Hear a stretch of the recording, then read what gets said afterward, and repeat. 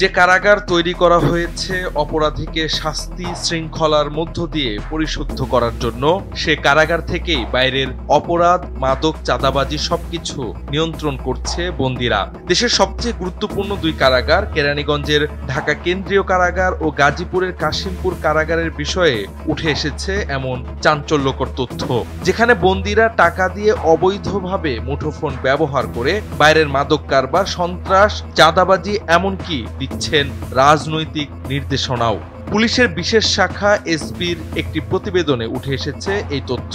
প্রতিবেদনে বলা হয়েছে, এই দুইটি কারাগারে অন্তত ৩৬০টি মুঠোফোন নম্বর অবৈধভাবে ব্যবহার হচ্ছে।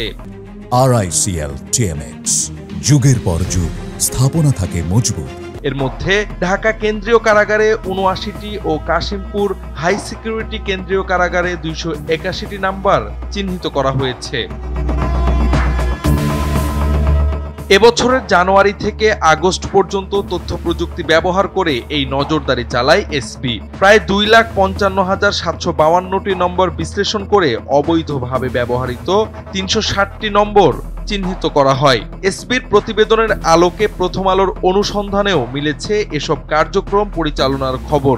কারামুক্ত ব্যক্তিরা জানিয়েছেন, টাকা খরচ করলে যে কোনো সময় কারাগার থেকে ফোনে কথা বলা যায়। ৫০০ টাকা দিলেই ১০-১৫ মিনিট কথা বলার সুযোগ হয়, যা কখনো কখনো সিগারেটের প্যাকেটের বিনিময়েও হয়। কারাগারে নগদ টাকা ব্যবহার নিষিদ্ধ হওয়ায় সিগারেটের প্যাকেট মুদ্রার মতো ব্যবহার হয়।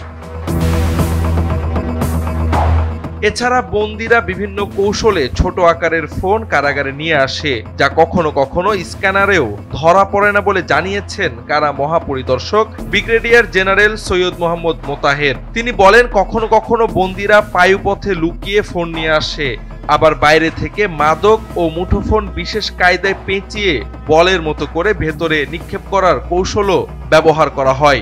শৌচাগার, গোসলখানা বা দেয়ালে তৈরি লুকানো কুঠুরির মধ্যে ফোন রাখা হয়। তাছাড়া জামিনে মুক্তি পাওয়া বন্দীরা তাদের ফোন পরিচিত অন্য বন্দীদের দিয়ে যান এবং এসব ফোন একাধিক হাত বদল হয়ে ব্যবহার হতে থাকে।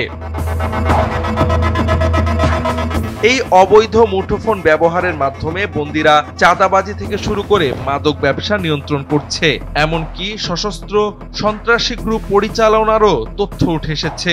এসবির পর্যবেক্ষণ অনুযায়ী কারাবন্দী সন্ত্রাসীদের নিয়ন্ত্রণে বাইরে অস্ত্র রয়েছে, যা ছিনতাই, ডাকাতি ও হত্যার মতো কর্মকাণ্ডে ব্যবহার হচ্ছে। এমনকি কারাবন্দী মৃত্যুদণ্ডপ্রাপ্ত কয়েদিরা কারাগার ভেঙে পালানোর পরিকল্পনাও করেছিল। কাশিমপুর হাই সিকিউরিটি কারাগারের ৩ জন মৃত্যুদণ্ডপ্রাপ্ত বন্দী কম্বল ছিঁড়ে দড়ি বানিয়ে এবং নিচতলার শৌচাগারের টাইলস সরিয়ে সুড়ঙ্গ খুঁড়ে পালানোর চেষ্টা করেন, যদিও পরে কর্তৃপক্ষ তা ধরে ফেলে। এসব বিষয়ে জানতে চাইলে কাশিমপুর হাই সিকিউরিটি কেন্দ্রীয় কারাগারের senior jail super Mohammad Abdullah Al Mamun বলেন, বডি স্ক্যানার মেশিনটি নষ্ট থাকায় বিভিন্ন কৌশলে কিছু মুঠোফোন কারাগারে ঢুকেছে। আবার এখানে কর্মরত কেউ এ কাজে সহযোগিতাও করে থাকতে পারেন। তবে অভিযান চালিয়ে মুঠোফোনগুলো জব্দ করা হচ্ছে এবং জড়িত ব্যক্তিদের বিরুদ্ধে ব্যবস্থা নেওয়া হচ্ছে। পুলিশের প্রতিবেদন পেলে এর সঙ্গে জড়িত ব্যক্তিদের বিরুদ্ধেও ব্যবস্থা নেওয়া হবে। জাওয়াদ আহমদ, NPB।